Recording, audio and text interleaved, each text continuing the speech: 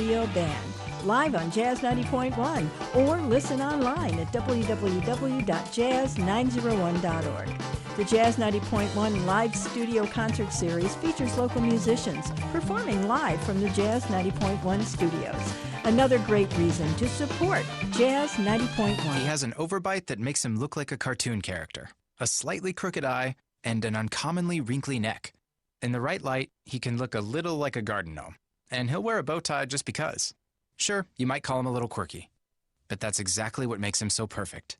Tuna is a 3-year-old Chihuahua Dachshund mix with more than 700,000 followers on Instagram, and it all started because he was adopted. You can't buy a best friend like Tuna, but you can adopt one. Help us save them all at bestfriends.org.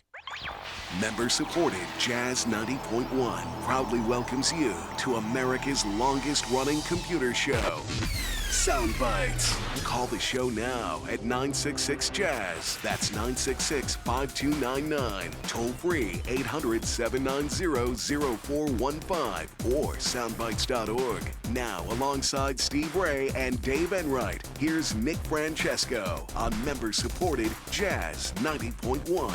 Good afternoon, Mr. and Mrs. America, and all the chips in the PC. It is Saturday, the very first day of June, Anno Domini 2019, and you lucky people, you're listening to Sound Bytes. I'm Nick Francesco. I'm Steve Ray. And I'm Michael Oden. And at 6 minutes after the hour, we're going to be bringing you news, views, things to choose, nothing to lose. Kick off your shoes, don't get the blues. Here comes the news. Let's start with the reminder about the free e-waste recycling. Sunday, the 30th of June at the Rochester Greenovation, 1199 East Main Street. Several people have asked me, are you sure it's on a Sunday? Because those are usually on a Saturday. Yes, it's Sunday, the 30th of June. Sunday, Sunday, Sunday. That's all. And now the news. Microsoft says the computers... Microsoft. What? Poor Microsoft. Poor Microsoft. Says that computers with Qualcomm wireless network adapters might suffer from sporadic loss of Wi-Fi connectivity after installing the Windows 10 May 2019 update because of out-of-date network drivers. Isn't Qualcomm like the major supplier of wireless drivers? Yes, they were literally, I saw it in the news earlier this week, they were literally just... the FTC just went after them for having a monopoly in the in that business. Yep, exactly right. Windows users who want to update to Windows 10 version 1903 can install the latest driver version for their Qualcomm Wi-Fi network card by downloading and applying the up-to-date Wi-Fi driver available from their device's manufacturer. Go to your, like if you've got a Lenovo or laptop, you go to the Lenovo site and get the latest drivers.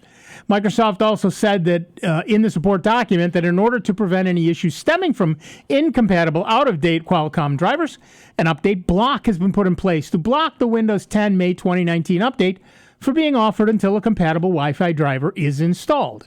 To safeguard your upgrade experience, we have applied a hold on devices with this Qualcomm driver from being offered Windows 10 version 1903 until the update driver is installed, says Microsoft. Additionally, Redmond advises affected Windows users not to apply the Windows 10 May 2019 update manually using the Update Now button or the Media Creation tool before updating their system's Qualcomm Wi-Fi drivers, and the update is being automatically provided. This prevents the intermittent network connectivity loss caused by the old network drivers from appearing and allows affected Windows machines to provide a stable network connection until the latest Windows 10 update is applied. In related news, users who have updated their computers to Windows 10 version 1903 will be alerted about insecure Wi-Fi networks which use the old Temporal Key Integrity Protocol, TKIP, or Wired Equivalent Privacy, WEP, or WEP. We've known WEP was bad for 10 years. Yes, we have. And you can still buy routers that use it by default. These two security protocols are known to have flaws that allow potential attackers to decrypt the traffic and to not be as secure as WPA2 or WPA3. According to Microsoft's support website, in a future release, any connection to a Wi-Fi network using these old ciphers will be disallowed. Wi-Fi routers should be updated to use AES ciphers available with WPA2 or WPA3. Users are advised to disconnect from the TKIP or web-secured Wi-Fi networks if alerted and connect to a wireless network secure using WPA2 or WPA3, as well as upgrade the authentication protocol on their router if their wireless home network uses an insecure protocol. Again, we still don't have an acceptable to me poll, but we do have a thing in the forum, which is 190601 Win 10 wireless issues. And of course, if you want to discuss this or any issue, give us a call, 585-966-JAZZ. That's 966-5299, or toll free at 1-800-790-0415. We have been talking about this for a decade, as Steve pointed out. WEP is not in any way, shape, or form secure. The problem is many older laptops, particularly those of you still running Windows 7, may be stuck at WEP. A lot of Windows 8 machines stuck at WEP, and a lot of people with old routers stuck at WEP. The original Nintendo DS was WEP only. Right. And so that's when we first found out about it, when we bought our very young son at the time a Nintendo DS and found I couldn't connect it to my wireless network. And in 10 years, they still haven't got rid of them all. Yep. Well, it's cheap. Cheap. Yeah. Exactly. The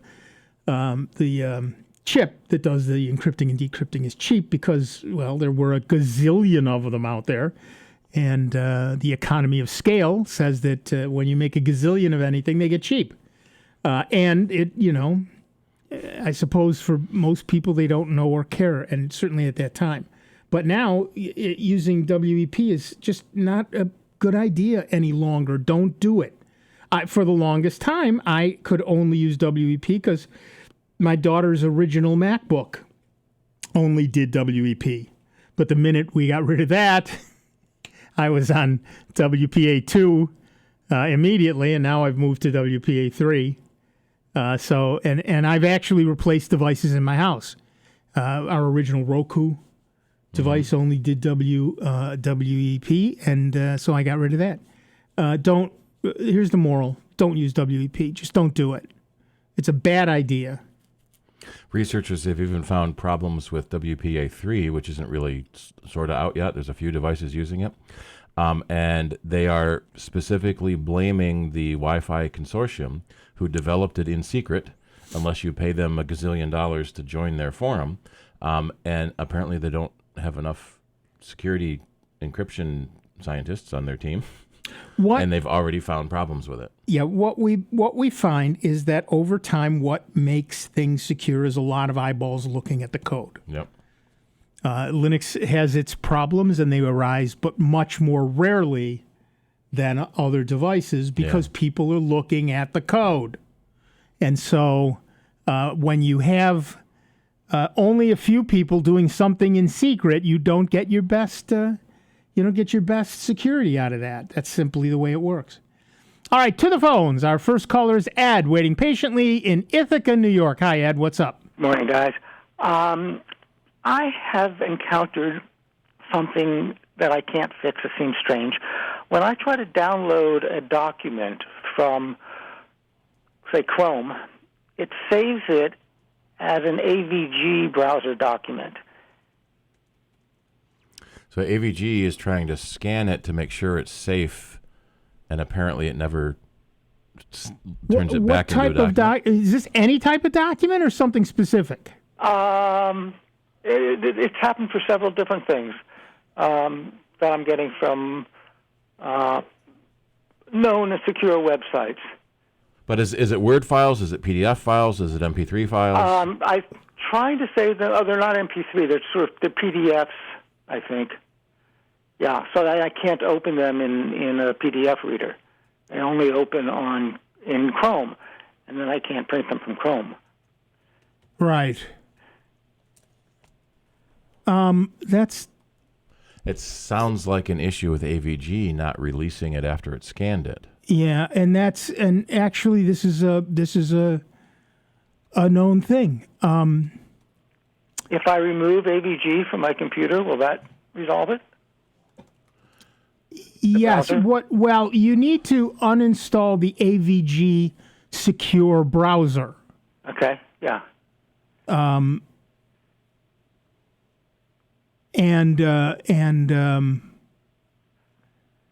Because Yeah, that's I'm wondering if there's an update to AVG that will fix this. well. Yes, what it we're does. looking It does for. seem to be. It does seem to be. It won't fix the old ones, Yeah. but it will fix any new ones you download. Okay.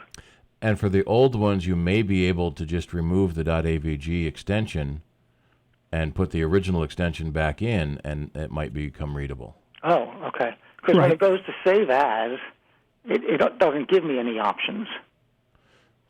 You know, when I'm originally trying to save it. Right. So, but if you right click on it, you should be able to go down to properties After it's saved. after it's saved. Okay. The ones that you've already saved that are now not right.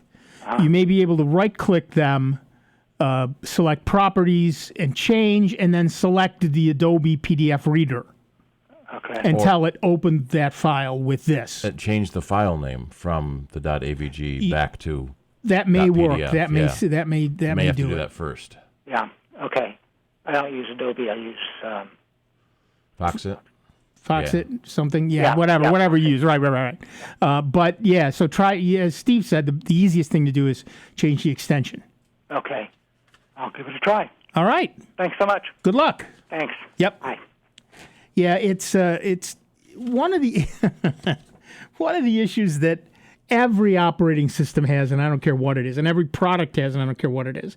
If you can have add-ons, some of those add-ons are going to cause you a problem. Yeah. We talk about how secure Chromebooks are and how you can't do anything wrong in them and yada, yada, yada.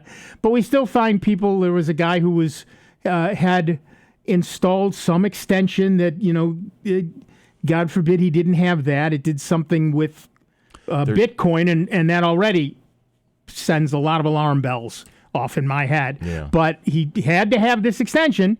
And, oh, by the way, it installed a browser hijacker along with itself. A lot of times, we had a customer this week that had like 5 or 6 of them. They claim to be mapping programs or package tracking programs or weather programs. You've got all that already. You don't need to add that as an extension. And most of them are malicious and install bad stuff. Right. And you can't tell ahead of time what's real and what's fake.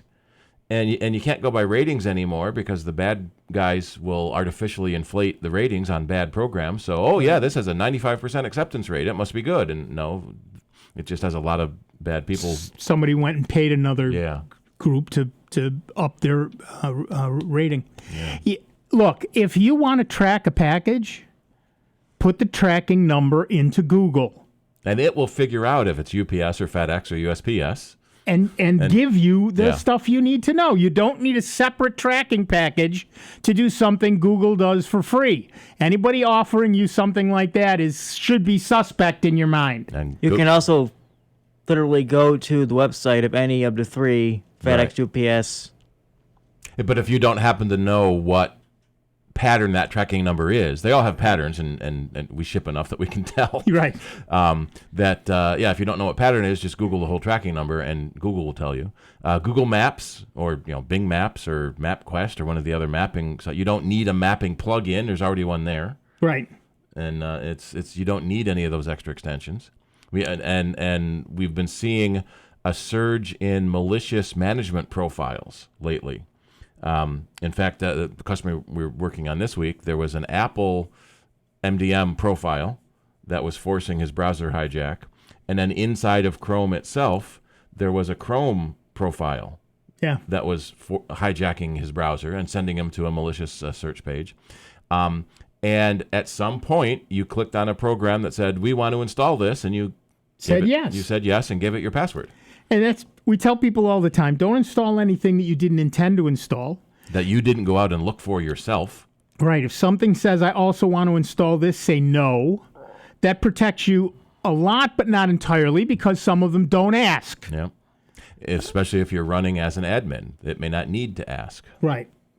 And like I said, even a Chromebook, which is pretty clear, if you actively install a malicious program, that malicious program will indeed install. So you have to be careful of what it is you do. And you ignore any updates about Adobe Flash. Yeah. Especially if you're running Chrome, because it's built in and Google updates it for you. And if you are running Flash, stop. Adobe has finally agreed that Flash must die, and it will. They're going to kill it next year or the year after. I forget which. I think it's 2020. Yeah. And so people are so used to Adobe updates because there's so many real updates that the bad guys put out fake update notices. Yep. And you go, oh, another Adobe update, and it isn't. And then you've got malicious software because you gave it your password. Yeah, I got a notice on my Chromebook the other day. No, I don't have any Adobe software on my Chromebook. Thank you very much. Adobe is so riddled with holes, security holes, that Adobe Flash is so riddled that Adobe has in fact given up. They are taking Flash off the market. This is a problem for the millions of people who play Facebook Flash games because none of them seem to have updated their stuff. So I don't know what's going to happen to all of you folks when Flash finally dies. Some of them have, but not many of them. Not many. Many of them have gone to apps for your phone or tablet, so you don't need to do it on the website. Right. There's a website. Is Flash dead yet? A funeral has been scheduled for late 2020. Is flashdeadyet.com? Yep. I love that. It's better than is Abe Vigoda dead? Yeah. .com. So part of the problem is Flash is 20 odd years old, and back then there weren't the known security risks, and so a lot of programs were written without security in mind. Today, when you write a program, you have to have security. You need a security guy on your programming team right from the start, or you're going to find problems. Yep. And again, the original idea behind the web, that it was a completely wide open and thing that anybody could use. Of course, it didn't do much back then. It showed you documents. Yep. So you didn't need much. There was no way you could inject a bad thing into a data stream. And the first revolution was animated GIFs. Right. That's right. And yes, it's pronounced GIF. Get over yourself. I always thought GIF because it's graphic image format. It's a hard G for graphic, so it should be a hard G for the acronym. Yep, but you know why it's called GIFs? Because the guy that wrote it said so. Well, yes, the guy who wrote it, the pun was, choosy users choose GIFs. Like the peanut butter. Choosy mothers choose GIF. Yep. Choosy users choose GIFs. There aren't that many good computer puns. Respect the pun. It's called GIF. But yeah, and so as soon as people started adding functionality to web servers, being able to download things that weren't just documents, and people were able to download to inject data programs into the data stream from a web server. Yeah, absolutely. There were the possibilities to do something malicious. And as more and more people came online, it became more and more lucrative to do these types of things because there was more and more money available to be made. Right. And Flash was the big push behind the Web 2.0 at the time, where you could have a programming language, which is basically what Flash is, that could do animations, it could do video, it could do games, it could do more than just display a page of text, which is all the web could do initially. And because it could do all of those things, one of the things it could do was change stuff on the hard drive. Yeah, you're running code on your computer. Right. It's the same threats we now see with JavaScript and Java itself, that you are running code on your computer. And there are malicious JavaScripts. That's how a lot of these malicious programs get installed, is that you go to a website that has an ad, and in that ad is JavaScript, which is a programming codes. There's code in the ad that says, "Oh, download this file and install it in their computer," so they get more ads. Right. That's exactly right.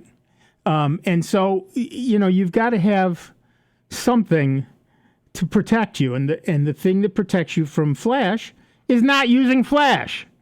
Like I said, Adobe has given up.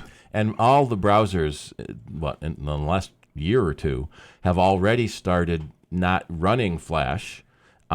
If you go to a page that requires Flash, a warning pops up and says, "Are you sure you want to run Flash?" And you usually say no, because right. it doesn't need to. But then you go to pages that say you need to install Flash, because your browser has said you don't have Flash. And then you try to install it, because we've run into this with customers. The customer installs it, and then they go back to the website, and it says, you need to install Flash. Well, I just did. Your browser is intentionally blocking Flash because it is so bad. And right. And we don't want Flash anymore. Now, one of the things that happened, if you're using Google's Chrome, then they've phased out support for Flash, and it's done. They ended that in 2016, and they have their own kind of version of Flash that they use that does all the good stuff and none of the bad stuff. And they update it themselves. So Chrome will say they'll lie and say they're using Flash. So when a website comes up and says, "Do you use Flash?" Chrome will say yes. But it's not real Flash, and so there are some sites that won't work because some sites, Chrome, old sites, Flash is inherently unsecurable, and there are things that it does that you shouldn't let it do. So if you're running Flash, luckily, if you're using Chrome and you have Flash on your system, it isn't using real Flash, but it will pretend that it is so that sites can do stuff. But you really, if you're running remove it, uninstall it from your system completely. Use Revo installer and uninstall it with extreme prejudice. You really shouldn't be using it at this point. Like I said, I don't care what your operating system is, get rid of Flash. Even Adobe is telling people to remove the product they made. So get rid of it today. It's easy to do. Adobe even has pages of information on how to uninstall their own Flash player. That's how serious they are about this. This product is so horrible that we're telling you to uninstall it because it's so horrible. Yep. And there are different instructions for the Mac version and the Windows version, so I'm posting the link now. Make sure you get to the right version so you download the right uninstaller. Right. Assuming you trust their uninstaller, but that's a separate issue for a separate day. The fact is, all it's supposed to do is uninstall Flash, so theoretically it should be okay, particularly if you actually download it from Adobe's website. So that should be okay. It's a lot. It's a lot. But Flash is going to die hard. It really is going to take a long time to end it because there are so many Flash programs out there. Most of them are cute little gamesy things. About half of those are malicious. There was one called Elf Bowling that let you bowl down elves. And it was a craze for the longest time, and it installed massive amounts of malware. And they flip you off before the ball gets to them sometimes. Right. I remember playing that. Right. Well, whatever machine that was on should be shot. Yeah. Taken out behind the barn and shot, even if you don't have a barn or guns, because it was full of malicious malware. Just horrible. I don't trust Facebook games, period, because I just inherently assume that they're all out to get as much private information as possible. Yes. That's what they do now. That's all the money is in getting this your random data game with and my selling credit card it. information. Yeah, right. Maybe I should give it to them. I've been robbed. Yeah, I just heard that on a podcast.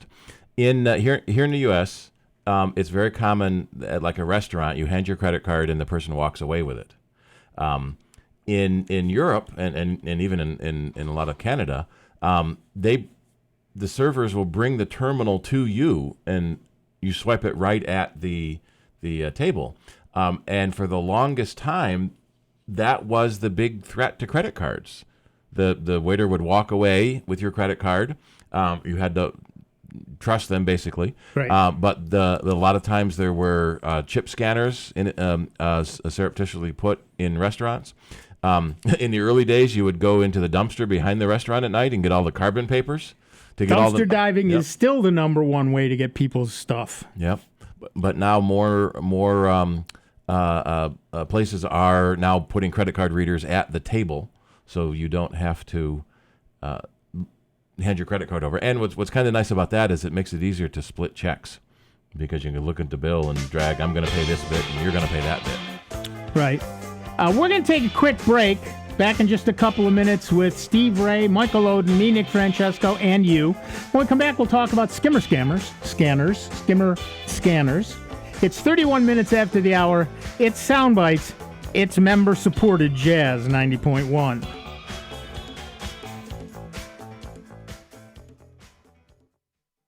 Computer talk you can understand. More Sound Bites is next on member-supported Jazz 90.1. The success of any business depends on its ability to offer value, a great quality product or service for the right price. Businesses themselves need to get value for the things they need as well. As an underwriter of Jazz 90.1, you can get the word out about your business, what you do, where you are, and how to reach you. Underwriting messages are straightforward, simple, and easy to remember. Underwriting at Jazz 90.1 is a great way to promote your business while supporting public jazz radio. For more information, call the Jazz 90.1 business office at 966-2660 today. If you're in the mood for some terrific new blues and a couple of musical features, At the Crossroads is your ticket. This time, check out the Texas Horns, Australia's Kate Lush Band, the duo When Rivers Meet, Layla Zoe, and Tony Holiday with John Primer. The 1998 classic cut comes from Paul DeLay. Heart Dog Brown is in the spotlight.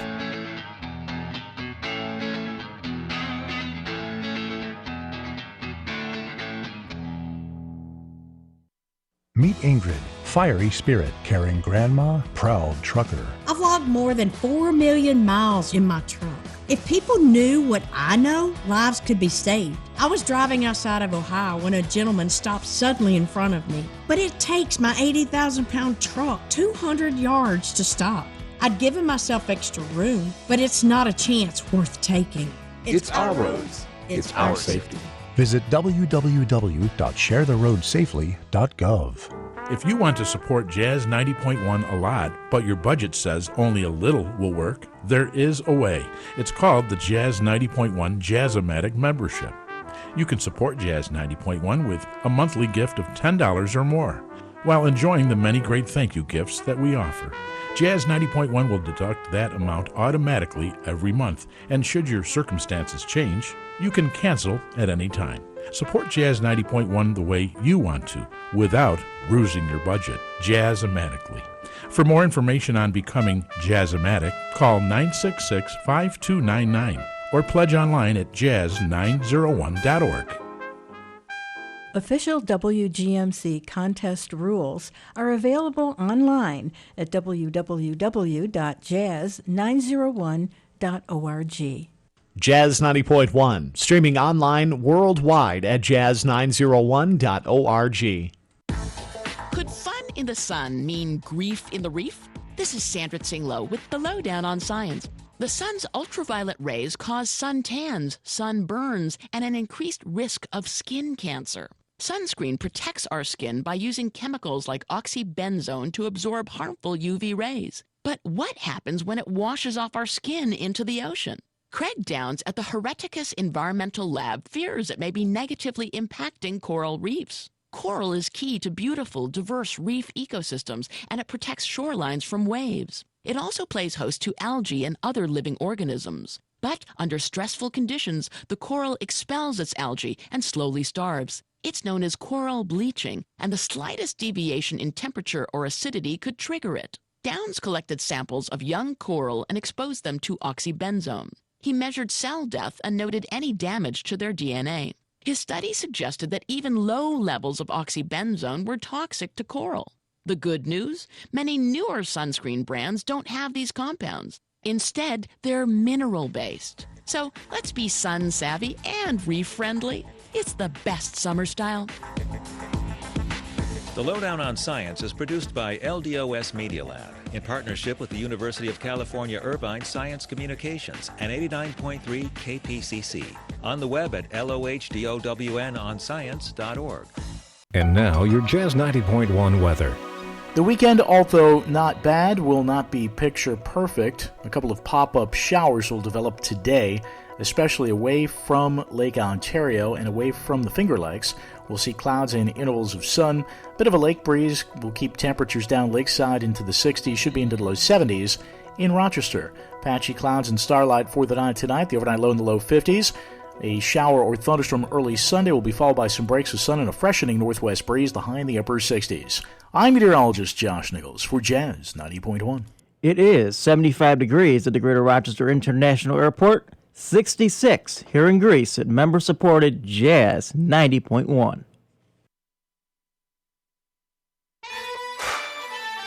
Hi, I'm Jim McGrath, host of the Blues Spectrum. I hope you can tune in this Sunday evening from 7 until 9 for some of the best blues around here on member-supported Jazz 90.1.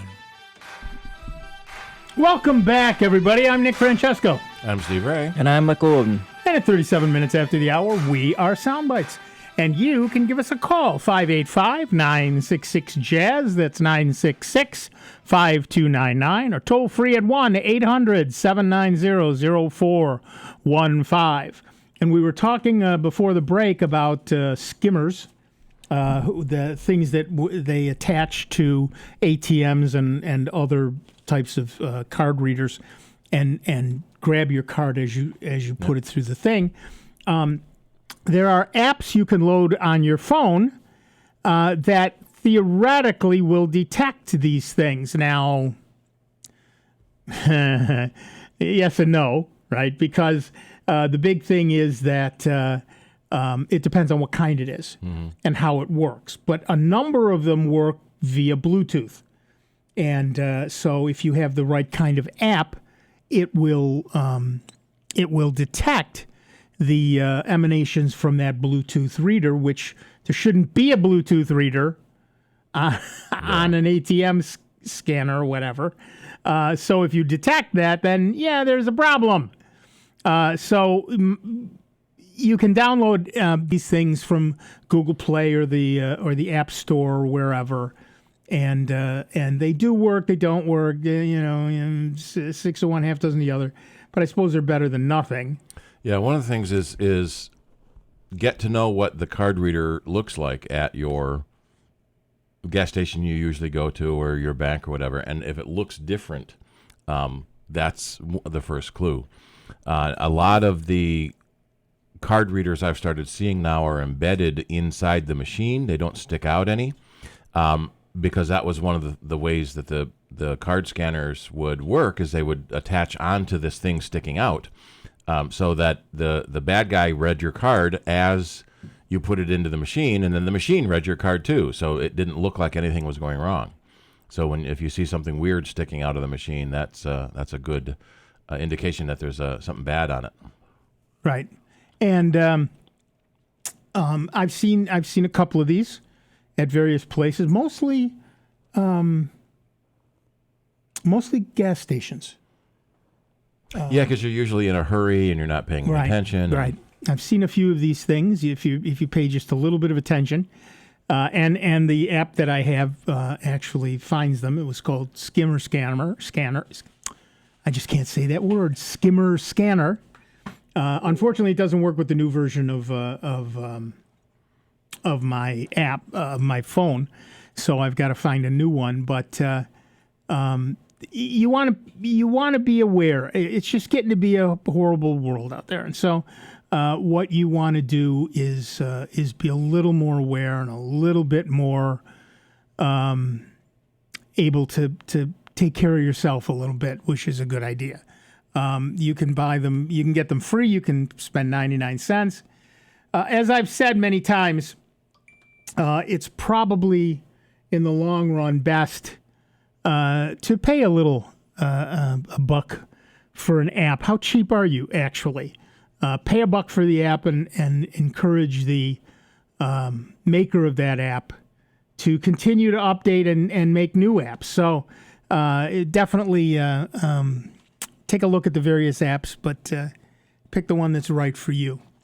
All right, let's read a little more news before you give us a call at 585-966-JAZZ. That's 966-5299. Toll free 1-800-790-0415. There are no card skimmers near me right now.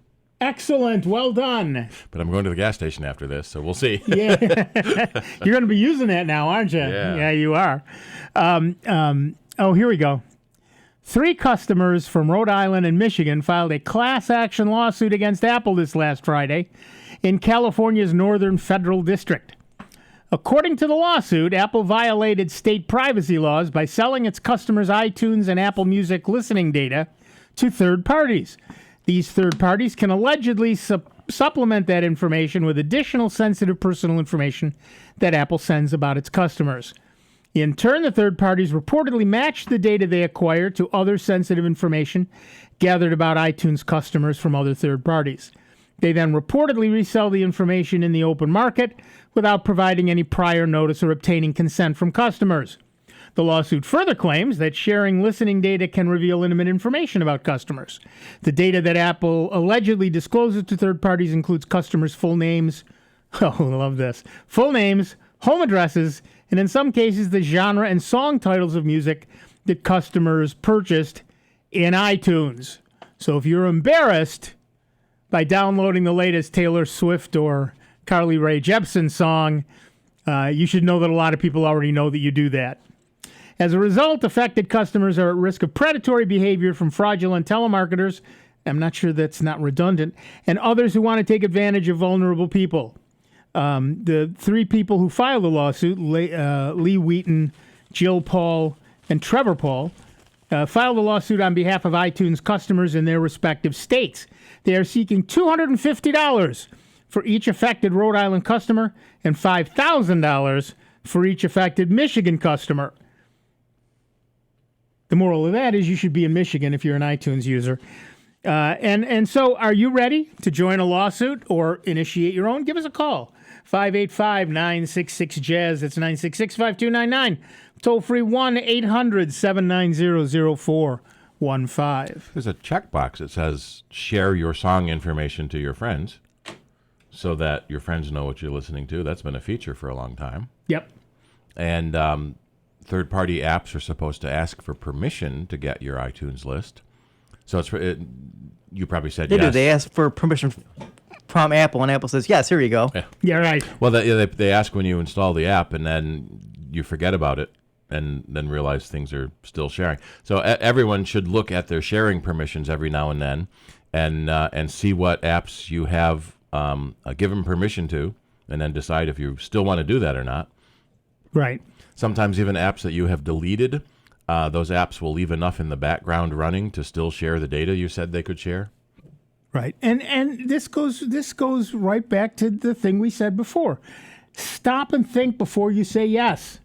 When something asks to install something, stop and think. It's you need to be aware of your surroundings. You need to be aware of what you're doing and what you're looking at. I'm sitting here looking through Google Play at some of the skimmer scanners that are available, and I'm not going to download any of them right now, not until I've done some research on them. I'm not just going to grab one that says, oh, look, 50 people thought this was a good program. No. Give me one that says 10,000 people said this was a good program, or 50,000 people said this was a good program.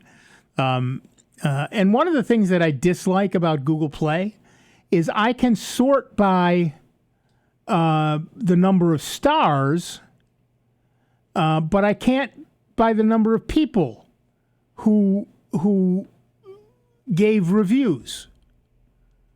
So this may say, 4.5 stars, 2 people reviewed it. Oh, the author and his or her brother or sister. And about 10,000 bots. And about 10,000 bots. Well, that's the other part of the issue, isn't it? We see. I mean, you can.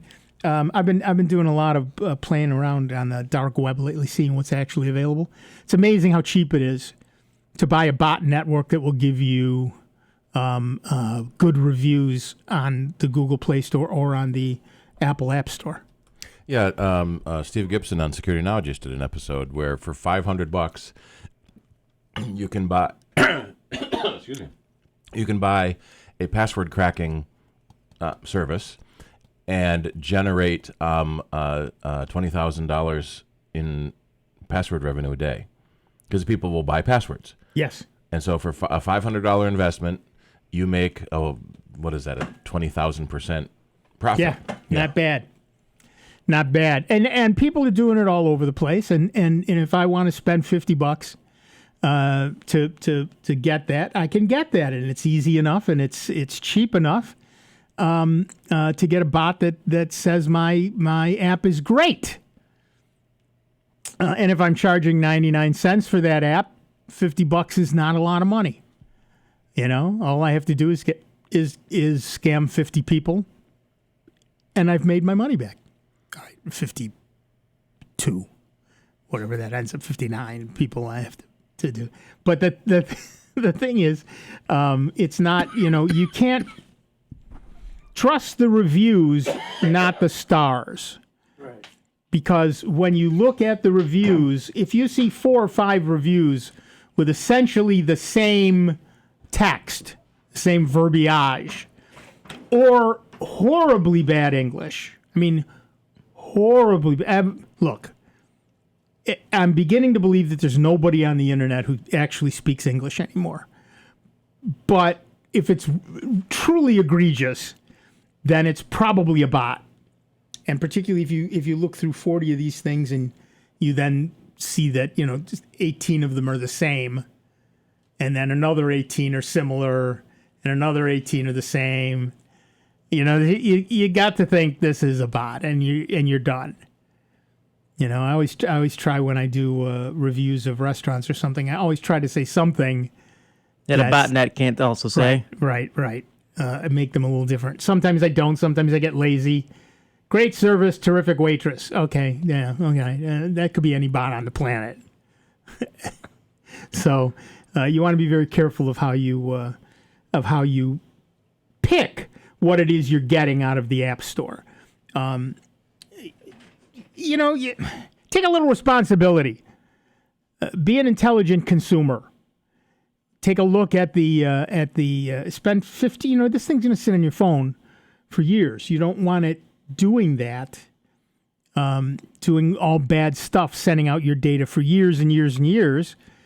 People are always complaining. Oh, they're watching me. I said I like this particular kind of car. Now I'm seeing ads for this car. Yes, you are. And much of that is coming through the apps that you installed on your phone without paying attention. So don't blame the rest of the world because you didn't pay attention. Is this an Uncle Dave moment? Yeah. Apparently it is. You need to be aware and you need to take responsibility. We're done with the era of not taking responsibility. And unfortunately, you have to assume everyone is out to get you. Yeah, you kind of do. And because they pretty much are. The number of people that are out to get you is a non-zero number. It is a non-zero number. And it's not you specifically. Don't get paranoid about they're tracking you. They're tracking everybody. It's a numbers game for them. As many people as they can get at, as many people as they can get a piece of information from. As Steve said, you can sell that information. And what's surprising in that Security Now episode, they talked about how cheap it is. An Amazon password is only worth about $2. But if you have your hacking tool running 24 hours a day, then you can get thousands of those passwords. Right. Every day. Every day. So you can make There was a cool chart in there. a decent amount of money. And people, and like I said, I've been out on the dark web looking around, and people are selling 100,000 passwords, 200,000 passwords now for a couple $1,000s. For a couple thousand bucks, and yes, it is likely that all of those lists are identical. So it's even out on the dark web, particularly out on the dark web, it's buyer beware. You know, you could buy because it's all Bitcoin. You can't trace it. You can't find the guy. You send me a couple of $1,000 and I send you War and Peace. And yeah, all of those words are going to be passwords for somebody. And you know, scam the scammers, I guess. But and there are people doing that too. So that's very clear. One of the security guys, I forget whether it was Bruce Schneier or the other guy that I just forgot his name. He's been doing some similar things on the dark web, and he offered to buy a list from a guy, and the guy said, "Oh, I've got an even better list than that. You don't want that old list. That's old. Here's a newer list for only $5 more." Oh, okay. Nice. Yeah. And of course, the new list, costs more, and it's probably the same list with like an extra 10 names. Could be, yep. But for you get a list of 1 million. So people don't realize how fast computers can do things. You think of getting a list of 1 million credit card numbers to check. Oh, that's going to take forever. No, the computer does it in about 10 minutes. Yeah, at most. Yeah. Depending on how slow your computer is. So that's why a $500 investment can make you $20,000 a day. Yep. It's pretty amazing. The bad stuff out there is very lucrative, and that's why it's still out there. I can't, and that's why you have to be aware. Yeah, it's called the credential stuffing attack. There it is. There's the chart I was looking for. So an Amazon password is only worth $2. A PayPal password $1. eBay password's worth $3.50. Expedia password's worth 50 cents. But if you get a list of 1 million passwords and you go through the average crackability of those passwords, you can make a fortune. Right. And that, of course, leads us right back to the old 17 characters, upper and lower case, numbers, and symbols. Yep. Oh, that's so hard. That's why I use a password manager. Let the password manager pick your passwords. Set it up. Tell it, I've set mine to 24 characters. I shouldn't tell you that, and I'm going to have to up it. But it's easy enough to create a password. I just tell it, 24 characters, uppercase, lowercase, numbers, punctuation, and then you can say if you want it to be pronounceable or not. Not is better. Hint, hint. Et cetera, et cetera. And then you just hit the button and bang, there's a password. I'll never remember that password. You don't have to remember the password. That's why you have a password manager. The password manager remembers that password for you. That's the point.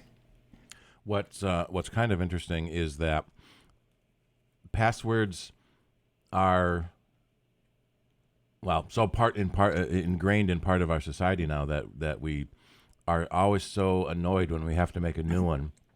I can't remember the password. I can't remember those passwords. And again, use your password manager. What we found, though, was interesting is Safari on the Mac, as part of the auto password fill, would create a 25-character password. So many websites wouldn't accept that as being too long. Yep. What? Yep. Bad. So now they only make a 20-character password. We're sorry, that is far too long. You have to be much less secure than that. Please pick a 5-letter password. Yeah. 1 letter. No numbers, no punctuation, no uppercase.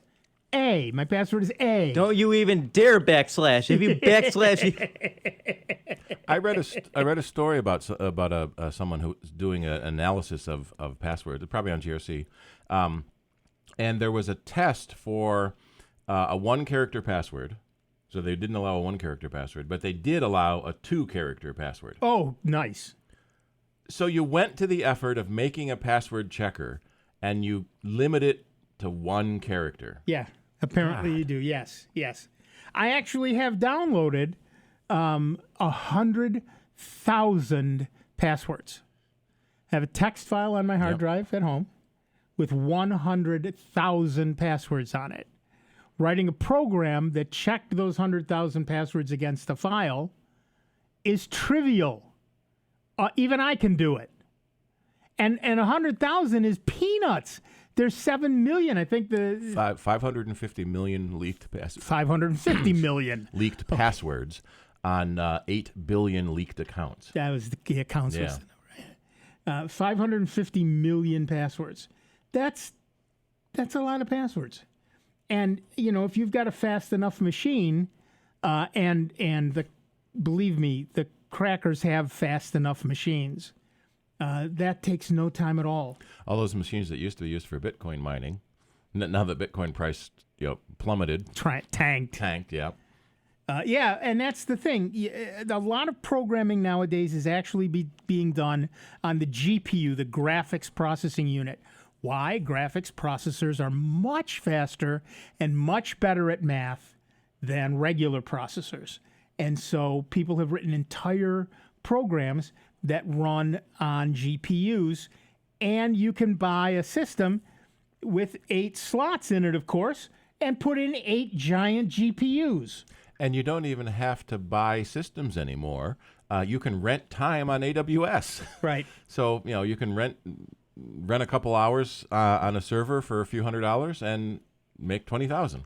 That's exactly right. Well worth the money. If you're serious about doing it, AWS is the cheapest place to do cracking. It's kind of amazing. So yeah, you want to be aware, you want to be careful, and you want to up your game a little bit by making your passwords harder. And one of the things that we'll see is that even Linux is not immune to this stuff. There was a Linux kernel 0-day just patched a couple of days ago.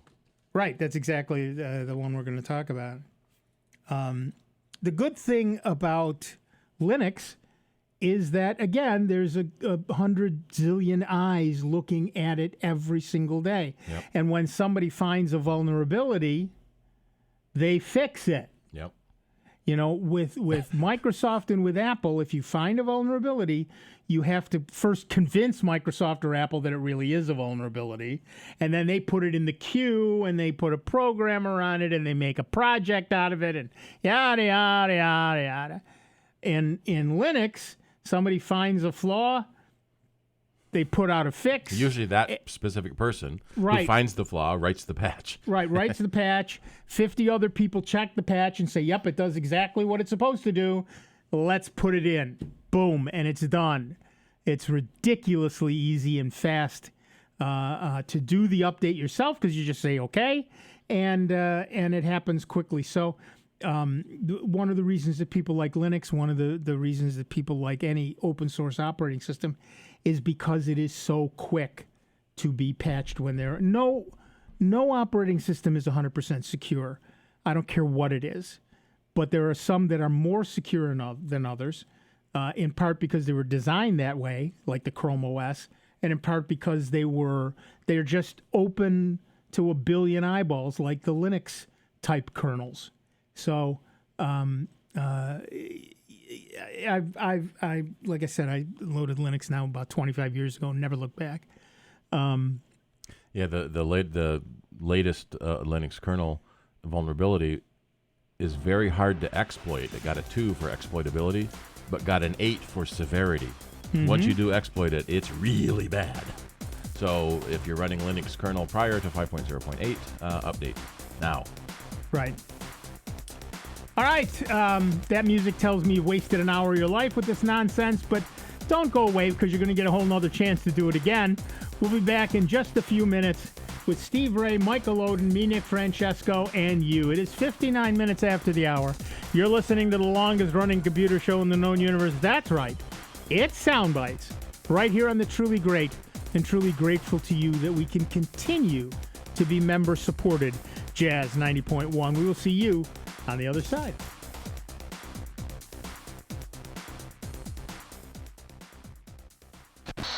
Online 24 hours a day, 7 days a week at soundbytes.org. More with Nick Francesco, Dave Enright, and Steve Ray next on member-supported Jazz 90.1. WGMC Greece Rochester, a public service of the Greece Central School District. Jazz 90.1. Online at jazz901.org. 12 people killed when a gunman opened fire in a Virginia Beach municipal building have been identified. Mayor Bobby Dyer knew one of the victims, a contractor. He started off, he was a carpenter that did work at our house, and then he became a friend. We socialized. I regrettably haven't seen him in a little while, but I'll tell you what, I found out on social media last night about midnight that he was one of the victims, and I was devastated. The suspect, who was killed in a shootout with police, had been employed by the city for 15 years. The U.S. Chamber of Commerce may take legal action to block President Trump's call to impose a 5% tariff on goods from Mexico. Correspondent Patrick Ottman. They say that if the Trump administration follows through with their threat to increase tariffs, it would harm the Mexican economy to such a degree that it would probably increase immigration north once again. The exact result the Trump administration says it's trying to avoid. I'm Ann Cates.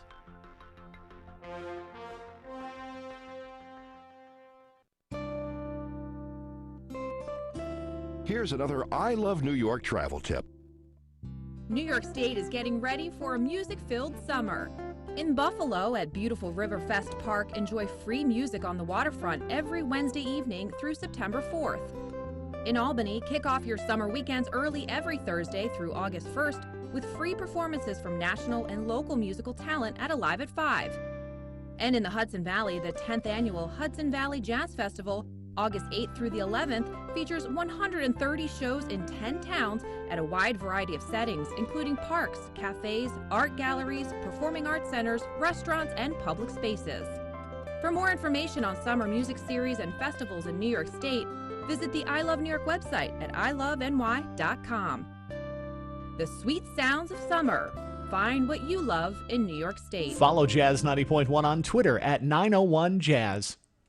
I can't believe he found them. He seems sorry. We very clearly told him not to look up there. I'm honestly impressed that he was able to do it. Right? What, did he balance on that big chair? Yeah, I mean, I guess he'll just know what his gifts are this year. I really thought we had hidden them well. If they can find their presents, they can find a gun. 911, what is your emergency? Every day, 8 kids and teens are unintentionally killed or injured by loaded and unlocked guns. Learn how to make your home safer at endfamilyfire.org. Brought to you by the Ad Council and End Family Fire.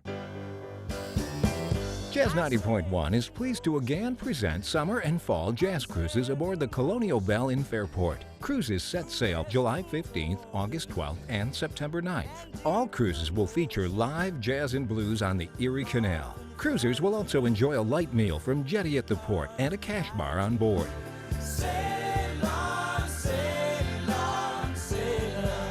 Tickets are on sale now and are $35 per person for our 2-hour cruises and are $45 per person for the 3-hour Erie Canal Lock Cruise on August 12th. Performers include the Bob Snyder Trio in July, Bill Tiverio and Friends in August, and Steve Grills and the Roadmasters for our Blues Cruise in September. Come aboard in Fairport, just 20 minutes from Rochester, for a beautiful and jazzy evening on the Erie Canal. For tickets, call 966-5299 or visit jazz901.org. Dear VetTix, thank you for a great experience and for your support of the military and veterans. Thank you so much, VetTix. Our family has gone through a lot the last few years, and this gave us a nice break.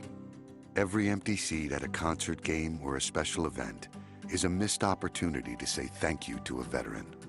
Give your extra tickets to VetTix. Give something to those who gave. For more information on how you can make a difference, go to vettix.org. If you love Big Band Friday on Jazz 90.1, you'll love Big Band Sunday on Jazz 90.1 Swing and Blues Radio. I'm Rob Linton. And I'm Phil Dodd. Every Sunday afternoon, we play the best in big band music from artists like Count Basie, Glenn Miller, Buddy Rich, and more. Round out your weekend with Big Band Sunday on Jazz 90.1 Swing and Blues Radio, our sister station devoted to bringing you great blues all week and big bands and swinging singers all weekend long. You can listen to Jazz 90.1 Swing and Blues Radio online at jazz901.org and streaming on our free mobile app for your iPhone or Android device. We keep the big band sound swinging every weekend, only on Jazz 90.1 Swing and Blues Radio. Welcome back to America's longest-running computer show, Sound Bytes, on member-supported Jazz 90.1. Get online now. Call 966-JAZZ. That's 966-5299. Toll-free 800-790-0415. Or submit your question by email at soundbytes.org. Once again, here's Nick Francesco, Dave Enright, and Steve Ray on member-supported Jazz 90.1. Welcome back, everybody. I'm Nick Francesco. I'm Steve Ray. And I'm Michael Oden. And at 5 minutes after the hour, we're hurtling headlong into the second hour of the longest-running computer show in the known universe. That's right. It's Sound Bytes, right here on the truly great and truly grateful to you that we are member-supported Jazz 90.1. And I know it's a beautiful day out there, warm and sunny and lovely, but give us a call, 585-966-JAZZ. It's 966-5299, toll-free 1-800-790-0415. I told you I would tell you about the Linux malware that's out there. Well, researchers say they've discovered an advanced piece of Linux malware that has escaped detection by antivirus products and appears to be actively used in targeted attacks. Hidden Wasp, as the malware has been dubbed, is a fully developed suite of malware that includes a Trojan, rootkit, and initial deployment script, researchers at security firm Intezer reported on Wednesday. At the time Intezer's post went live, the Virus Total malware service indicated Hidden Wasp wasn't detected by any of the 59 antivirus engines it tracks, although some have now begun to flag it. Timestamps in one of the 10 files Intezer analyzed indicated it was created last month. The command and control server that infected computers report to remains operational. Some of the evidence analyzed, including code showing that the computers it infects are already compromised by the same attackers, indicated that Hidden Wasp is likely a later stage of malware that gets served to targets of interest who have already been infected by an earlier stage. It's not clear how many computers have been infected or how any earlier related stages get installed. With the ability to download and execute code, upload files, and perform a variety of other commands, the purpose of the malware appears to be to remotely control the computers it infects. That's different from most Linux malware, which exists to perform denial of service attacks or mine cryptocurrencies. Linux malware may introduce new challenges for the security community that we have not seen in other platforms, Intezer researchers Ignacio San Millan wrote in Wednesday's post. The fact that this malware manages to stay under the radar should be a wake-up call to the security industry to allocate greater efforts or resources to detect these threats. Since Wednesday's post went live, AV detection rates have grown. Wednesday's post lists indicators of compromise that people can use to tell if their computers have been infected. One telltale sign, ld.so files that don't contain the string /etc/ld.so.preload. This is a result of the Hidden Wasp Trojan trying to patch instances of ld.so to enforce the ld_preload mechanism from arbitrary locations. So when was the last time you updated your Linux antivirus? Theoretically, it happens automatically. Give us a call, 585-966-JAZZ. It's 966-5299, toll-free 1-800-790-0415. Maybe this is the year of the Linux desktop. It's getting popular enough to infect. That's exactly right. That is sadly exactly correct. I think we can. I think we can demote that donated laptop post now. Okay. Apparently, he's only allowed to take a certain number of laptops with him, and thanks to each and every one of you out there listening, he's got more than he can handle at this point. All right. So he's going to have to send over a second batch separately. So thank you to everyone who donated. We are very, very grateful to each of you. So thank you very much for that. And just again, a quick reminder that free e-waste recycling will happen Sunday, the 30th of June at the Rochester Greenovation, 1199 East Main Street. And that is indeed Sunday. I've had several people say, can't be Sunday, it's always Saturday. No, this time it's on a Sunday. So Sunday, the 30th of June. Take all your old junk there and get rid of it for free. And while we go back to the phones and talk to Matthew from Webster, New York. Hi, Matthew. What's up? Hey, I got a quick question. My girlfriend, she has an Amazon Kindle. Do you think she would be able to switch over to an iPhone? Because I saw one in the store for like $200. How would somebody make the change over to like something like that? And you're an Apple guy. I don't even touch Apple, so. Well, I'm asking your advice. Sure. They're two completely products. The Kindle is a book reader, and the Apple iPhone is a phone. But she uses it. She has so many stuff on. I mean, up in the cloud, she has like 10 megabytes of whatever. Yeah. I mean, but do you think she would be able to change over? Is the Sure. question? Yeah. You can to touch her, to feel it, or like. I just don't know. Like, could she switch is the question. Could she switch? Yes. Would she like it? Could she switch? The basic concepts are to an iPad, yes. Yeah, the basic concepts are the same with all the tablets. You touch on icons and launch applications. And Apple does have, Amazon did make the Kindle app for the Apple OS, so you can access all your Kindle books. There's also a Barnes & Noble app for all of those books, and then the Apple Books app for the Apple Bookstore. And do you guys get the Google Play? Books? That one I haven't tried, but let me see. Yeah, probably. So here's the deal. Kindle is a pretty much bespoke device, and all it does is read Kindle ebooks. An iPad does a whole lot more. There's a very limited web browser on it. Right. It does a few little other things. The Amazon Prime and everything, but right. You know. But what is nice about the Amazon Kindle is that they have made an app for the iPad. So when you're in the app, it looks just like a Kindle. It does everything a Kindle does. But when you're out of it, so it's like the same thing. It's exactly the same thing. The only difference is you can also go out of that app and do all the other things that an iPad will do. So you can, if you wanted to, you could live inside that Kindle app forever. And it would be essentially just like. I mean that seems so good. I mean, I didn't know that they have. Why would Apple release app for Kindle? I mean, Apple didn't. Amazon did. Yeah, Amazon almost doesn't care. They'll take your money no matter what platform you're on. Right. They don't care what platform you're on as long as you're buying books from them. And the only way you can buy books from them is to have the Kindle app. So there's a Kindle app for Apple. There's a Kindle app for Microsoft. There's a Kindle app for Chrome. There's a Kindle app for Amazon, Android. There's also the Amazon Prime Video app for iOS, so you can watch all your Amazon movies. So that's great. So I saw one of these touch book computers at BJ's up here. It was like $200 for like a. Do you think that's a good investment? I mean, like a touchscreen pad. It's pretty cool. That's a good price. Cool. I haven't seen the actual one, but that's an awfully good price. It's probably an older model. 32 gigabytes, Apple iPad. Yep. So the storage can be a big thing on how many things you're going to store, and it's mostly photos and especially video are the biggest things that you store. But 32 is a good starting point. But for John to switch over from a Kindle to an iPad, do you think that would be a good move? Yeah, it would, because you get all of the Kindle stuff and more, plus more. Yep. So go for it. Thanks, guys. I appreciate it.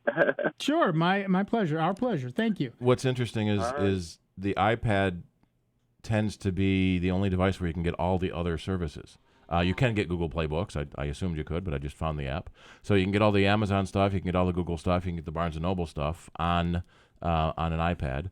I don't know if you can install the Google app on a Kindle to get that bookstore. I don't think so. But it's interesting to see how some companies release their product on any platform they can, like Netflix. There's Netflix apps for everything. Right. Smart TVs come with a Netflix app now. They don't care what you watch it on as long as you pay them money. So, like we said earlier, Amazon released a Kindle app for a competing platform because if you've got that platform, they want your money too. Right. And Apple has Apple Music for the Android. But only music. You don't get the books, movies, or TV shows. No, I don't think you do. No. And basically that Apple Music is the old Beats music program. Right. It's interesting that they would limit it that way. I guess that's the way they force you onto their platform, I guess. Yeah. Well, and the Beats music streaming app was the only one available for Android to begin with. Apple never made their apps available. So Apple is everybody runs on Apple, but Apple only runs on Apple. Right. Which is kind of I get that's it. good I for suppose. Apple, not necessarily good for everybody not else. necessarily, because they're certainly not making any money from me. Yeah. And there's a million other people who they're not making any money from. You should subscribe to Apple Music then. Why? Because you can. No, Google Music is free. Google Music is free. That's certainly a large part of it. But I'm already paying for music from other places, Pandora and everything else. So, I don't need one more music platform. And frankly, the stuff that comes out exclusive to Apple, I don't listen to. Yeah. And that was the big criticism against Apple when they bought Beats to begin with.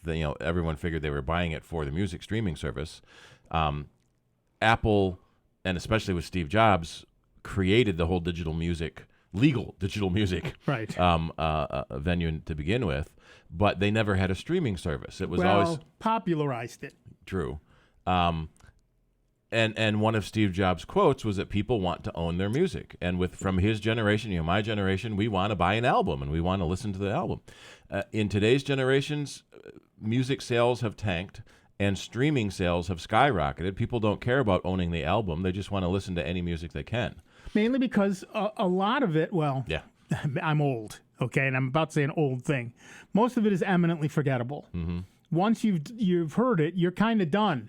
You're not going to listen to it again a year from now or 2 years from now. You're certainly not going to play it at your wedding because most of it is crap. And the industry sort of started standardizing on hits. And so for the last several years, you buy an album and there's one or two good songs that became hits and everything else is crap. Because basically there's 10 writers who write all the songs. Yeah. Right. Well, they're all they're all following a formula now. And every song sounds like every other song, and every singer sounds like every screamer sounds like every other screamer, and I just don't care anymore. And so, by being able to buy a single song for 99 cents, revolutionized the industry. But now more people just want to stream.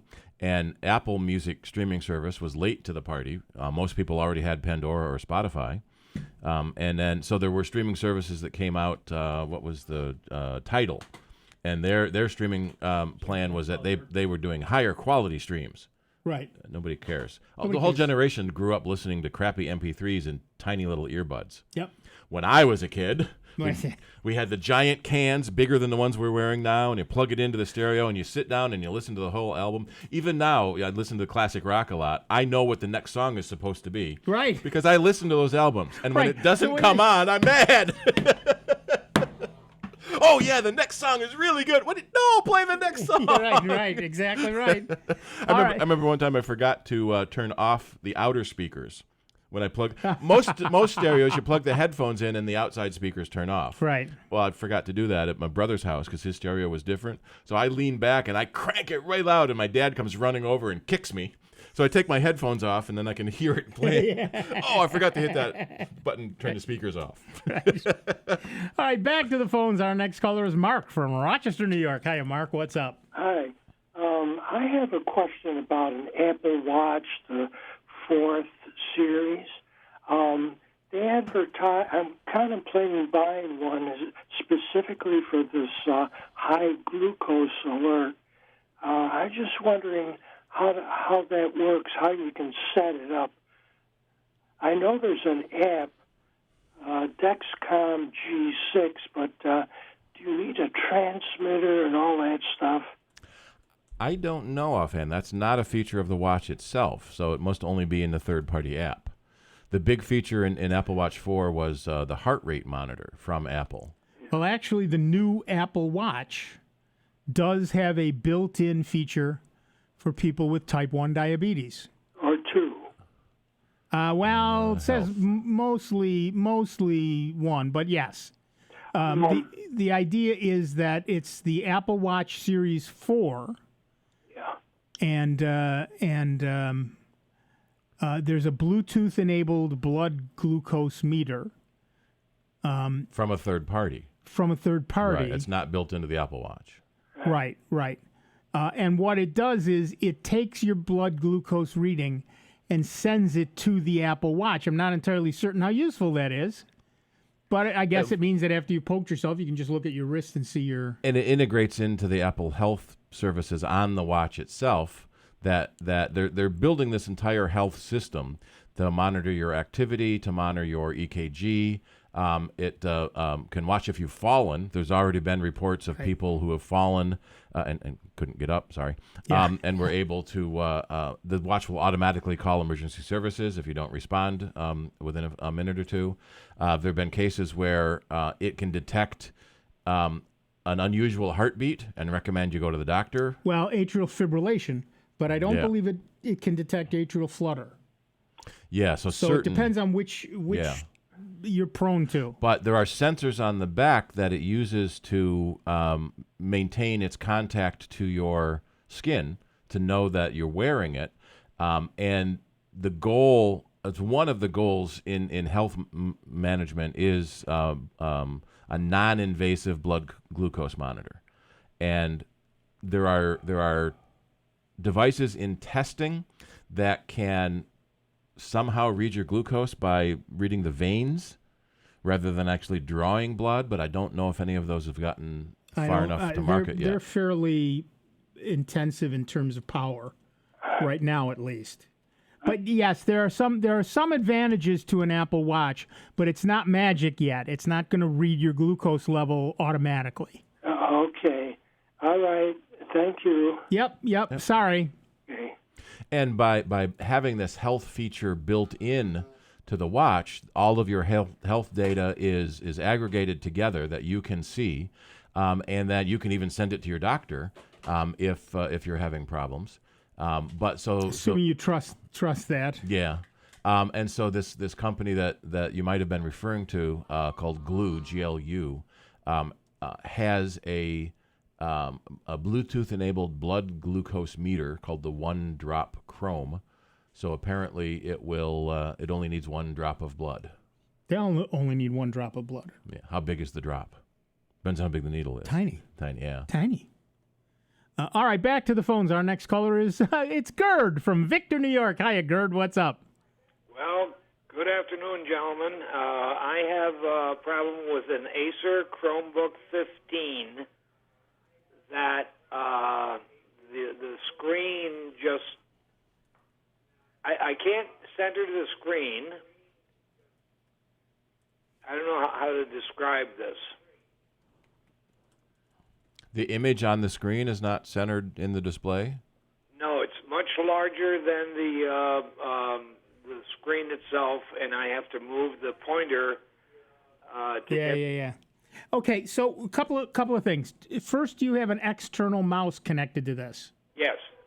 Hold I think it's the control key, but it might be the alt key, and roll the scroll wheel and see if that changes the size of your screen. That's a zoom control that will zoom in and out. Right, so you may have zoomed in. The other thing is you might be able to look at the top of your screen somewhere, or pull down the 3 bars. And if you pull down the 3 bars, you should see a zoom choice, and you can change your zoom, and that will sometimes cause the problem. And if it's that, then you can see up in the address bar on the right, there is a little magnifying glass, and if you click on that, you can change the zoom back to 100%. But one of those two things, and it's most likely the control scroll wheel, will change your zoom setting for your whole screen. Thank you very much. All right, good luck. Let us know. One more thing. Yeah. I have a difficult time hearing your station interruptions and so forth. Alexa will play your station, and it's completely clean. Yes. Yes, it's one of the nice things, both and I'll call it Alaska so that I don't set one off somewhere.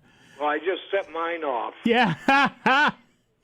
The Alaska device and the Google Home devices both can play our show, can play the station, Jazz 90.1, without a problem. And because one of the issues that in general people have is if they haven't got a super steady stream internet connection, they can have dropouts and et cetera. But getting it through Amazon or Google or Apple on your Siri device means you get a much cleaner connection because they've got giant pipes. And you can always go to the website and stream it directly too Right. from your computer. But it's handy to do it on one of the smart speakers. Right, just tell your smart speaker, do what I need, and you're a happy man. Good tip, Gerd. Thanks. You got it. Thank you, gentlemen. Have fun. Always. Bye. Nick, the recycling, when we originally talked about it last month, it was on a different day. Are you sure it's on a different day? I don't want to give the wrong day again. Ooh. Have I been giving people the wrong day? Did I screw up? Certainly it's possible. Certainly it's possible. It's not Greentopia. What is it? Greenovation. Renovation. So I'm trying to find that company's website to confirm what day it is. They have I don't know that they have an actual website. I think they've got a Facebook page. Just the Facebook page. So if anyone from Rochester Greenovation is listening, please call us and confirm the date because we have two different dates. If I've been giving the wrong date, I apologize to everyone. I could have typed it wrong the first time.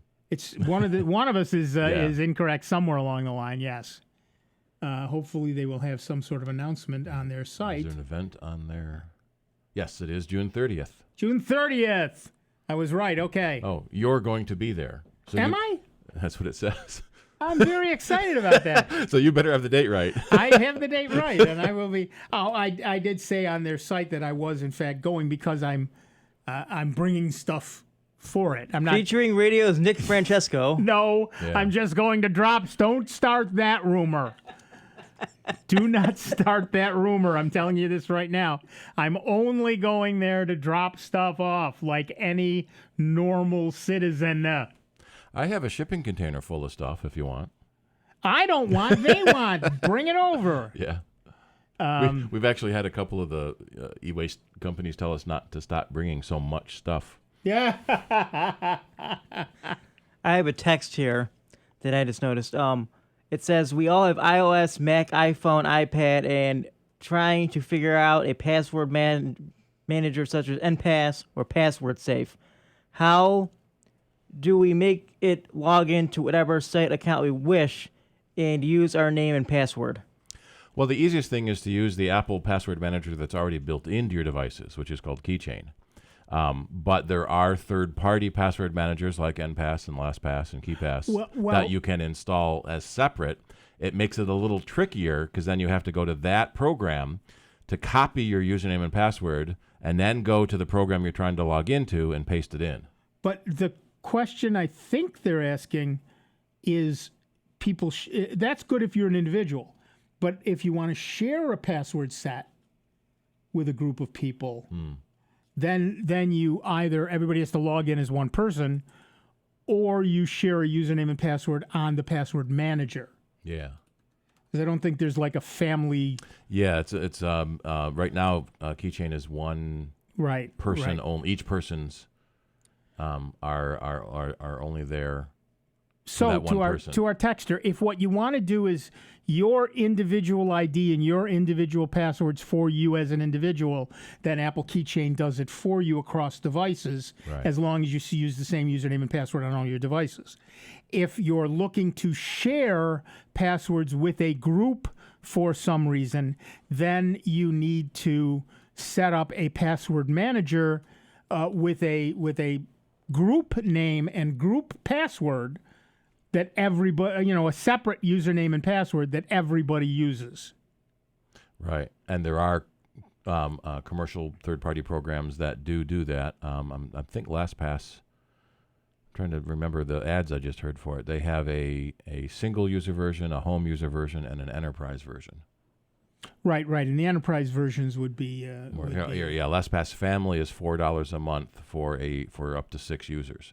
Right. And then the advantage there is you can give your wife, for example, access to your bank account. She never gets the actual password, but on her device, she has permission, and so it logs in. Nice. All right, we're going to take a quick break. Back in just a couple of minutes with Steve Ray, Michael Oden, me, Nick Francesco, and you. It's 30 minutes after the hour. It's Sound Bites. It's member-supported Jazz 90.1.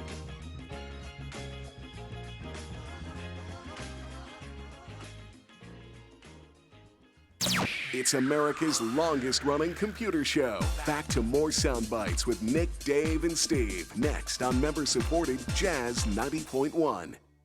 When you underwrite the programming of Jazz 90.1, you make your business known to people who enjoy jazz as much as you do. Your on-air message is short and tasteful, making it easy to remember with basic information about your business, including how to reach you. Underwriting is economical, too. To find out more about underwriting Jazz 90.1, call 966-2660. That's 966-2660. Hi, I'm IC. For many former servicemen and women with post-traumatic stress and traumatic brain injury, the battle doesn't always end when they come home. American Humane rescues animals needing forever homes and trains them to become free, life-saving service dogs for veterans in need. If you're a veteran or know a veteran struggling, go to AmericanHumane.org to learn about their Pups for Patriots program. Let's give our veterans a fighting chance. But Mom... Don't but Mom me. You heard what the doctor said. I'm fine. I just got my bell rung. It's not like I blacked out. You've had headaches, dizzy spells, and you're just not yourself. That's not feeling fine. Come on, I can't miss the game. It's still serious, even if you didn't black out. It's better to miss one game than the whole season. All concussions are serious. Know the warning signs and never let your child return to play before a healthcare professional says it's okay.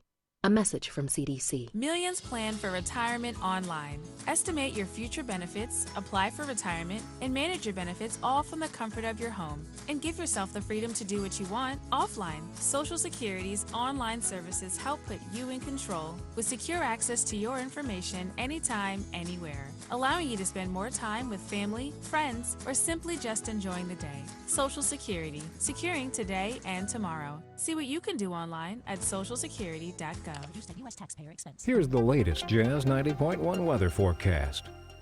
The weekend, although not bad, will not be picture perfect. A couple of pop-up showers will develop today, especially away from Lake Ontario and away from the Finger Lakes. We'll see clouds and intervals of sun. A bit of a lake breeze will keep temperatures down lakeside into the 60s, should be into the low 70s in Rochester. Patchy clouds and starlight for the night tonight, the overnight low in the low 50s. A shower or thunderstorm early Sunday will be followed by some breaks of sun and a freshening northwest breeze, the high in the upper 60s. I'm meteorologist Josh Nichols for Jazz 90.1. It is 74 degrees at the Greater Rochester International Airport, 68 here in Greece at member-supported Jazz 90.1.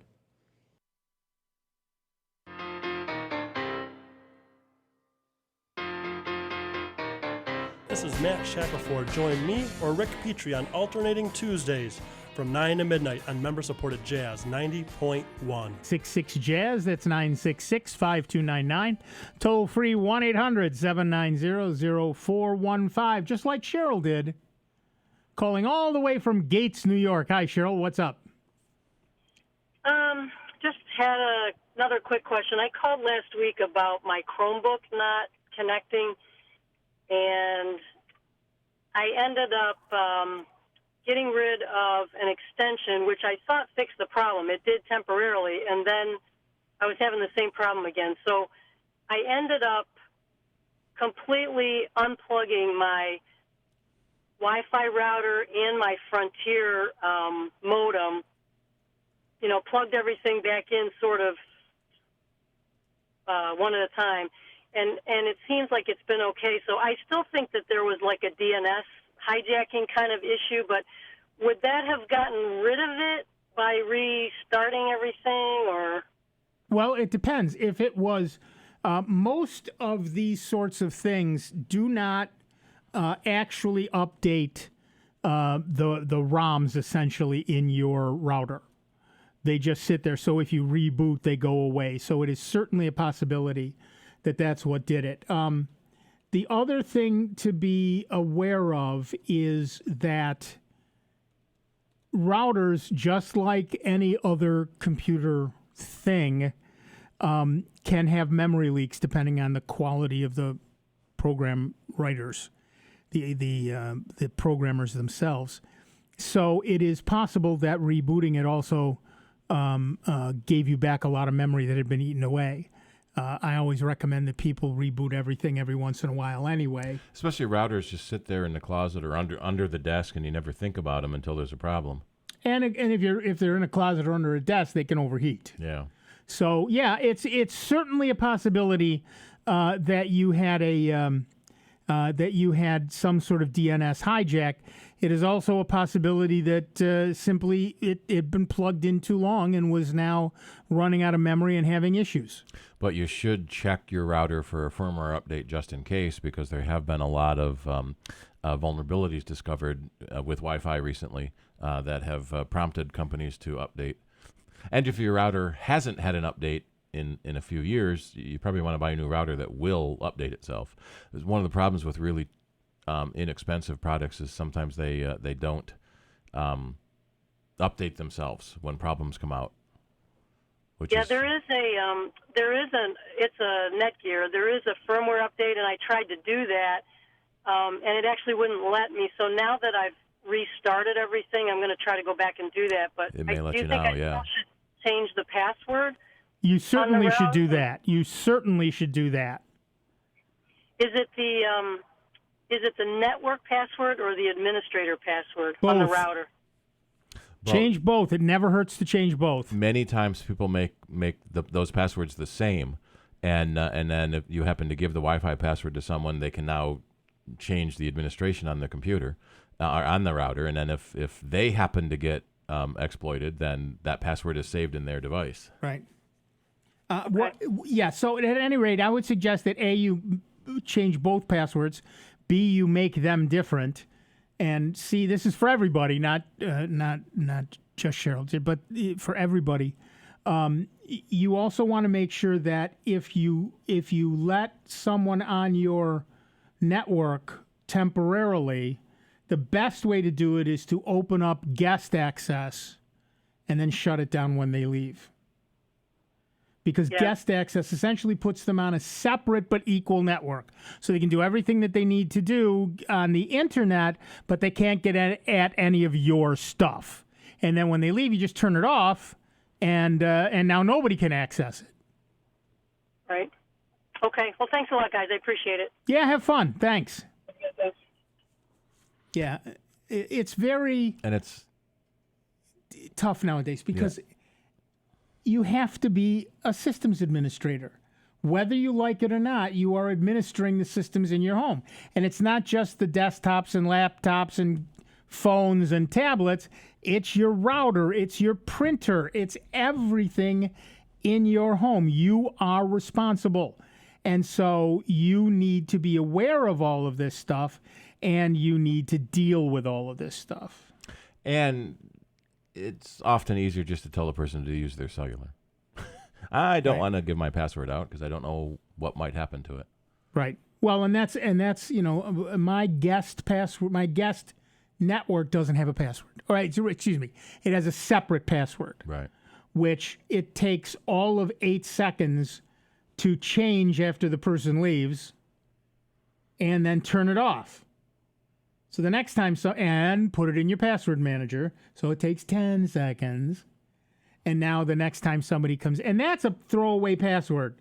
So if that password is in fact Happy34Monkey this time and horse battery, whatever it is the next time, who cares? It's off 99% of the time.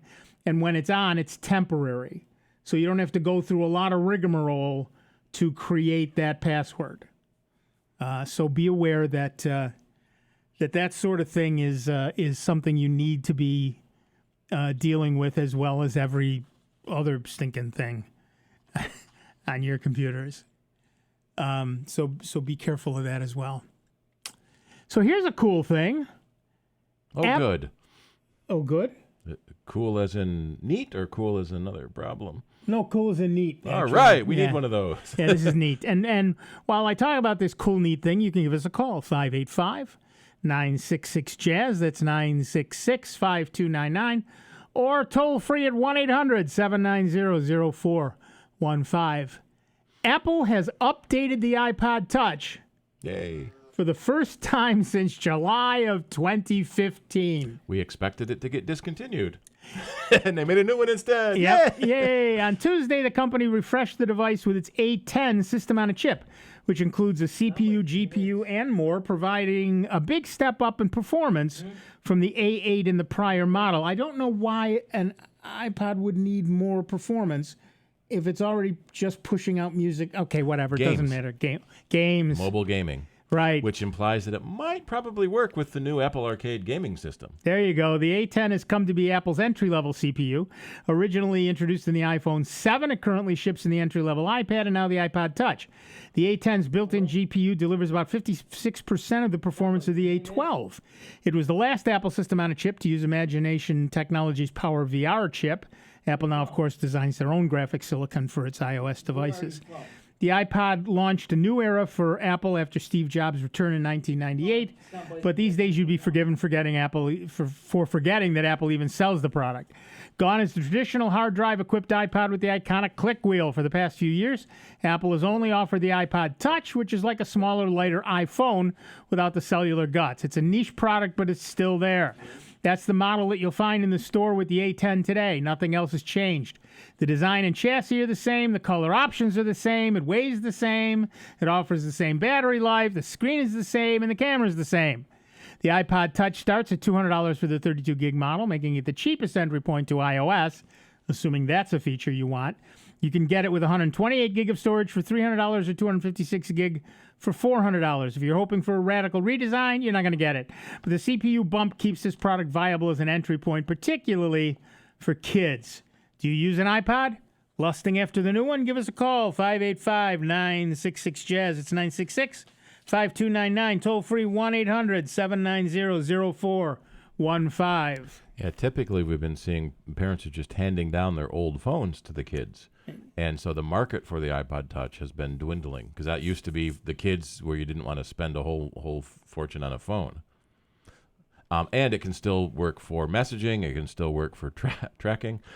Sure. The Find My iPhone feature has an ancillary feature called Find My Kid. You can tell where your kid's device is, which is pretty good clue to where your kid is. That's right. It's not like they're going to let it out of their hands. Yeah, and it is. They are advertising Apple Arcade will run on it, so that's one of the big things they needed to put the faster chip in. So here's a question, and this is an interesting question. Can you run Google Hangout Dialer and Google Voice on it? Yep, I do that on my iPad. If so, you now have a phone. Right. It's a phone that uses the internet rather than the cell system. Right. And we have shown a lot of our customers how to do that. So you can still make phone calls with the kid when they're in Wi-Fi, which is pretty much everywhere. Pretty much everywhere these days. Yeah. And the messaging app still works for messaging when you're in Wi-Fi. And so it basically is it's a telephony device without a telephone in it. Right. Right. The lines are blurring between phones and right. devices to make telephone calls. So for $200, yep, it's not a bad thing if you're giving it to your kids as a babysitter anyway. Yeah. Now you can reach them and talk to them and message them and do everything else with them without actually having to spend $800 for a phone. And all the AR stuff is going to work on it too. Yeah. A lot of now, I don't know that 32 gig will let you do all of that stuff easily and conveniently, but it'll all work, and that's the important part. So yeah, the Apple, the iPod, at first you think to yourself, well, who needs an iPod anymore? Because everybody does all that stuff on their iPhone now anyway. And again, you're right. With streaming, you're not taking up a lot of the space on your phone. You're not taking up Right. a lot of the space on anything. But streaming does use your cellular data plan. But streaming uses your data plan. Now, my phone has a bucket load of space on it, and so I've got a bunch of songs on it. Yep. You know, because I don't have unlimited data. But for people who have unlimited data and like to pretend that it's actually unlimited as opposed to 5 gigs. Well, 5 gigs and it slows down. They don't say unlimited speed. They say unlimited data. I have unlimited from Sprint. It's not lightning fast, right? But it gets the job done. Right. My new car, new to me car, makes an interesting assumption. When I plug my iPhone in to the USB port, it starts playing the music app. When I want to do podcast app. Oh, I see. So it's a separate app for that. So I always have to start, and there's an Ozzy Osbourne song is the first song on my list, and that's the one it always it plays first. It's not alphabetical. I'm not quite sure how it picks that song to play first. Right. So I have to stop it and go to my pod. But if I do Bluetooth, then it remembers podcast was playing because that's the last audio that was playing. Right. I have actually 128 gig, and I've only used 34 gig. So I can put a lot of music, and photos and video and everything else on my phone. See, I do that because I don't have unlimited data. Yep. So I load a bunch of music onto my phone and Bluetooth my way through wherever I'm going. I use my devices for different things, and my 32 gig iPad is too small because I use it for games, and my 128 gig phone I use for podcast streaming. So I'm only using 30 gigs on it. That's not bad. So I wish they were reversed. Right. Well, you know, I don't know if anybody told you this, but you're the one who set them up that way, so you could change that if you wanted to. Well, I'd have to get new devices. Yeah. Which we may. Well, see, now, it's interesting. We don't have, we have a hand-me-down company. Right. So the boss has a 10, and I have a 7. Right. So when she gets the 11, I might get the 10. Yeah, exactly. There you go. Well, that's the one thing I do miss about working. Yep. Every year that we got new computers. Yep. We had a bunch of old hand-me-downs that I could pick one and keep it. We've actually got a slightly used 10S Max on consignment. Customer decided they went overboard buying all the new stuff and wants to sell some of it. So you can save like $500 buying this phone. That's not bad. That's not bad at all. I've been actually looking at the Pixel 3a with a certain amount of lust. That's an interesting. It's almost not a compromise. It's a brand new phone with a lower price. Most of the companies, including Apple, the cheaper phone is last year's model. But the 3A is got the latest cameras. It's got pretty decent processor in it. Well, and that's the big thing. You know, if you're a camera person, you cannot beat that camera. It is better than anybody else's camera right now. You know, it's with the night sight and the everything. Okay, here's a new feature that Google just introduced. Oh, and by the way, it works on the Pixels right now and is going to be going on other phones later. What are the 2 things that are impossible when you're going to go out to eat with people? Where do we eat and what do I order? Yep. Okay. Where do I eat? There are already apps for that. Show me the closest restaurants. But how do you get the people to agree? There's 6 of us there and no one can agree on a restaurant. So we end up at Denny's. Yeah, exactly. But once you're there, one of the things that you have questions about is what should I order? Yeah. Well, with the new software in the phone, it's Google Lens. You point your phone at the menu, and then you tap on an item that shows up, and it gives you the reviews from Yelp and Google Maps and every place else. That's a nifty feature. And I'll say, you know, even my Pixel 1 has amazing night sight. The night sight software works on it. It is utterly amazing. I took a picture in a restaurant the other day just to see how it worked, of the bottles behind the bar. It was completely dark. There were no lights. You can read the labels on the thing. It's amazing. And the Pixel 3a and the 3a XL. The 3a is a 5.6-inch display. The XL has a 6-inch display. It's got a 12.2 megapixel dual pixel camera. It's a Qualcomm Snapdragon 670, which is not their finest, but is certainly good enough for 90% of the people. Unless you're a complete and utter snob about it, trust me, the 670 is a good enough processor. You have 4 gigs of RAM. I would love to see more, but okay. And stereo speakers and all the other yada yada that you normally get. 3,000 or 3,400 milliamp hour. All the Wi-Fi and Bluetooth, and uses Active Edge. So if you squeeze the phone, it brings up Google Assistant. It runs USB-C. It has the AR core in it, so that you can do virtual reality stuff. I mean, and the Pixel 3a is $400. Yep. How do you beat that? Inexpensive. It's inexpensive, but not cheap, right? I mean, it's got a plastic body. Trust me, who cares? Who honestly cares? A ton of people for some reason. Well, okay. If you really need to spend $800 to $1,000, yeah, $500 more to get a glass body that shatters when you drop it, as opposed to a plastic body, which they're showing from all the tests doesn't. That's on you. You go ahead and do that. I'll save the $400 and buy a second phone for my wife. Yep. Right? I'll spend the same amount you did and get 2 phones out of the deal. Oh, and by the way, make my wife happier. That's well worth it. So it's. I think we've all gotten into this premium, high-end flagship phone thing where people just must have the top-of-the-line phone every time. Well, it's the 90-10 rule.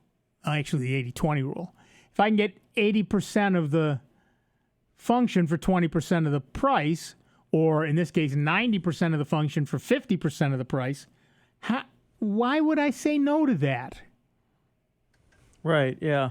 Oh, and by the way, the Pixel 3a has a headphone jack, which makes me happy. I don't care about... Whenever I buy a phone, it has to have a... Has to have a headphone jack. Has to have a headphone jack. Period. This business about Bluetooth, oh, well, it's one less wire. That's right. And it's one more thing you've forgotten to charge. And if you lose it, then you're out a semi, yeah. I can't tell you the number of people I know who have one Apple AirPod thing, AirPod, whatever it's called. What's it called? AirPod. AirPod. Yeah. Right. And there's a Find My AirPod feature. So if you lose one, you can find it. Assuming that you notice you lost it before you walk a mile. Yeah. And assuming that it still works and it wasn't crushed or what have you. Then you can buy a one replacement. You don't have to buy the whole thing and that together. Is $69, I think. Yeah, and how much are 2 of them? Well, the whole kit is $169. Yeah. So that's the 2 earbuds and the charging case. I can buy a wired pair for like $10. Well, wire, yeah. Oh, you need to go to the dollar store, my friend.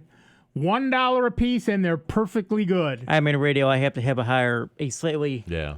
Well, right. I'm only listening to people mostly that I don't want to talk to. So Beats just released a new in-ear wireless earbud for $250. The problem I have with Beats is that it's all bass. Well, and that's what the other reviewers are saying about the new the Beats Pro X. I think it's got it. They're all called Beats something. Power Beats Pro. It's not all bass on music that doesn't have a lot of bass, and it really shocked them that they were listening to classical, listening to jazz, listening to rock, and then when they put on hip hop, all the bass came there. Nice. So they're doing something really good in the electronics to recognize what kind of music it is. Right. Lately, I've been listening to. But $250. Well, yeah. Lately, I've been listening to John Fahey on Pandora, and he's guitar instrumentals. Mm-hmm. I don't need bass. What am I going to do with bass? I thought it was all about the bass. It is all about the bass unless you're listening to John Fahey. And, how does Apple pronounce it? No, how does Google pronounce it? Fahey. Fahey, I believe. Now playing John Fahey Radio on Pandora. Anything related to Jeff Fahey, the actor? I think not. No, that's interesting. That's not working anymore. I don't know what happened there. All right. Hey, Google, set a timer for 1 minute. Yeah, right. That's it. That music tells us we're done for another week. I want to thank everybody who called in. Don't go away. George is coming in to play the best German music you'll hear all week. Michael's going to stay here and keep him on the straight and narrow. And look at the excitement in his face right now for that. We'll be back I'll be next here all week day. with Steve Ray, maybe even Dave Enright, me, Nick Francesco, and you. It is 55 minutes after the hour, and you are listening to the longest-running computer show in the known universe. It's Soundbites, right here on the Truly Great, and truly grateful to you that we can continue to be member-supported Jazz 90.1. We'll see you in 166 hours.